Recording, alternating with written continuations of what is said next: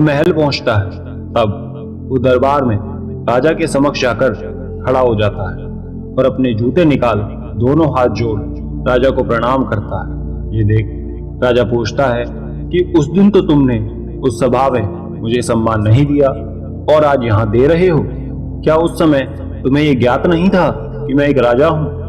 राजा की इस बात पर शिष्य बड़ी ही विनम्रता के साथ ये कहता है कि महाराज, मुझे उस दिन भी ये भली भांति ज्ञात था कि आप राजा हैं और आज भी ये याद है।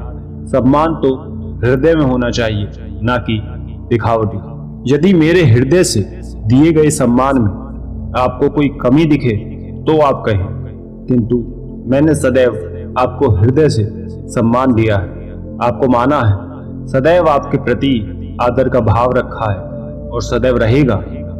ये सुन राजा कहता है कि किंतु उस दिन तुम मेरे सम्मान में खड़े क्यों नहीं हुए? ये सुन शिष्य कहता है कि महाराज, क्योंकि उस दिन मैं जिसके समक्ष बैठा हुआ था वो तो पूरे संसार के राजा हैं। यदि मैं उनके समक्ष इस तरह खड़ा होता तो ये उनका अपमान होता। आप स्वयं सोचें, जिनका आप स्वयं इतना सम्मान करते हैं, मैं कैसे फिर उनका अपमान कर सकता हूँ, जो सदैव हमें सही राह दिखाते आए हैं, हमारा मार्गदर्शन करते हैं, सत्य की राह पर चलने के लिए हमें प्रेरित करते हैं और उनके दिए गए उपदेशों ने ही हमें सही राह दिखाकर हमारे जीवन को सरल बनाया है। तब मैं कैसे उनका अपमान करता? उस शिष्य की ये बात सुन राजा बहुत प्रसन्न हो जाता है। राजा ये देख हैरान हो जाता है कि एक शिष्य ने उसे कितनी बड़ी बात सिखा दी है, जो आज तक वो स्वयं न समझ पाया। जो सीख उसे प्रजा में देनी चाहिए वो इस शिष्य ने दे दी। इतनी कम उम्र में हर किसी के भीतर ये धैर्य, ये सहनशीलता नहीं मिलती, ये शालीनता नहीं मिलती। और तब शिष्य की इस सूझबूझ को देख राजा कहता है कि तुमने सही कहा, वो संसार के राजा हैं, उनका सम्मान सर्वोपरि है। और तब वो शिष्य की सोच की तारीफ करते हुए स्नेह देते हैं और फिर शिष्य वापस लौट जाता है।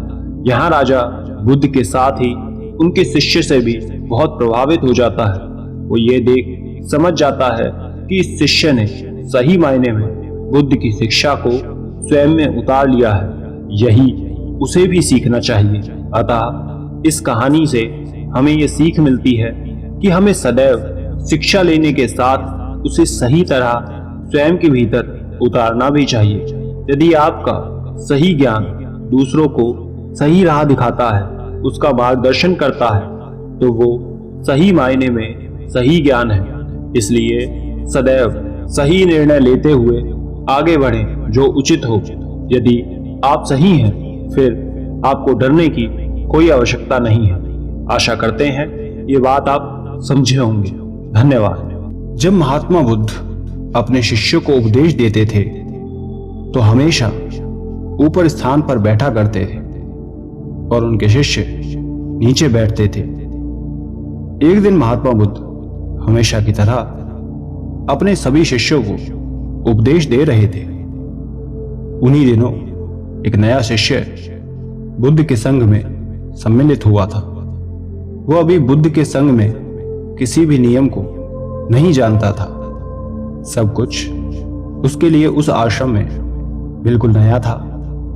तो जब महात्मा बुद्ध सभी शिष्यों को उपदेश दे रहे थे, उनके उसी एक नए शिष्य ने यह देखा कि महात्मा बुद्ध हमेशा ऊपर बैठा करते हैं और सभी नीचे। ऐसा क्यों? यही सोच एक दिन उसने यही प्रश्न बुद्ध के समक्ष रख दिया। वो बुद्ध से कहता है कि हे तथागत, मैं आपसे कुछ पूछना चाहता हूं। बुद्ध कहते हैं कि पूछो, क्या प्रश्न है तुम्हारा? शिष्य कहता है कि आप सदैव उपदेश देते समय ऊपर क्यों बैठते हैं? और केवल आप ही नहीं, मैंने बचपन से यह देखा है कि कोई भी साधु संत हो या महात्मा हो, सभी जब भी उपदेश देते हैं तब वो हमेशा ऊंचे स्थान पर बैठते हैं और उपदेश सुनने वाले उनके सभी शिष्य नीचे। ऐसा क्यों होता है तथागत? उनके ऊपर बैठने और हमारे नीचे बैठने में फर्क क्या है? ऐसा भेदभाव क्यों होता है? शिष्य की बात सुन महात्मा बुद्ध कहते हैं कि उपदेश देते समय किसी भी तरह के विचारों का आदान प्रदान का कार्य नहीं किया जाता है और ना ही ये कोई माध्यम है जहां व्यक्ति स्वयं की विद्वत्ता दूसरों पर थोपे। यहां तो बस आपका मार्गदर्शन किया जाता है। और रही बात तुम्हारे प्रश्न की, उसका उत्तर देने से पूर्व मुझे एक बात बताओ, क्या कभी तुमने तेज बहती धारा के झरने में पानी पिया है? बुद्ध के प्रश्न पर शिष्य कहता है कि जी तथागत, बहुत बार पिया है। तब महात्मा बुद्ध कहते हैं कि तो जब तुम उस समय उस झरने से पानी पी रहे थे, उस समय तुम्हारी स्थिति क्या थी? इस पर शिष्य कहता है कि उस समय मैं बहुत प्यासा था और पानी पीकर मुझे आनंद की अनुभूति हुई। फिर महात्मा बुद्ध आगे पूछते हैं कि और उस झरने की क्या स्थिति थी? तब शिष्य कहता है कि वो झरने का पानी ऊपर से गिर रहा था। बुद्ध कहते हैं कि तुम कहां खड़े थे? शिष्य कहता है कि मैं उस झरने के नीचे खड़ा था। तब महात्मा बुद्ध कहते हैं कि बस यही सत्संग के समय होता है। यदि किसी भी मनुष्य को अपने जीवन का रस सत्संग रूपी झरने से लेना है, उसे समझना है, उसका आनंद लेना है, तो नीचे ही बैठना पड़ता है, क्योंकि झरना ऊपर से नीचे आएगा, ना कि नीचे से ऊपर जाएगा। इसे इस तरह समझो कि यदि किसी भी शिष्य को ज्ञान अर्जित करना है तो उसे अपने भीतर का सारा अहंकार खत्म करना होगा, क्योंकि कभी कोई भी व्यक्ति अहंकार या जोर जबरदस्ती करके शिक्षा नहीं ले सकता। इन दोनों का ही त्याग कर तुम ज्ञान अर्जित कर सकते हो। शिष्य कहता है कि परंतु ऐसा क्यों तथागत? तब महात्मा बुद्ध कहते हैं कि ज्ञान ऐसी चीज है जो कभी भी व्यर्थ नहीं जाती, सदैव आपको कुछ न कुछ सिखाती है, सही गलत समझने में मदद करती है।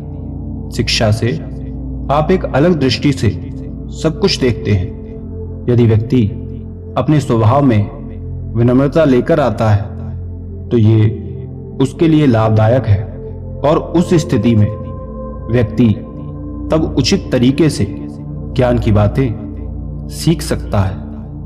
ऊपर या नीचे बैठने में कोई भेद नहीं है, लेकिन जिस तरह व्यक्ति झरने के ऊपर खड़े होकर ठीक से पानी नहीं पी सकता, उसी प्रकार वो अहंकार के साथ शिक्षा ग्रहण नहीं कर सकता। स्वयं के भीतर सब कुछ खाली करके ही वो शिक्षा ले सकता है। शिष्य अब महात्मा बुद्ध की बातें समझ जाता है और कहता है कि मैं आपकी बात समझ गया हूं तथागत। बुद्ध उसे कहते हैं कि सदैव स्मरण रखना, चाहे कोई भी हो, ज्ञान देने वाले का स्थान हमेशा शिक्षा देने वाले से ऊंचा होता है, क्योंकि वो आपका मार्गदर्शन करता है। इसलिए उनका स्थान ऊंचा रखना चाहिए।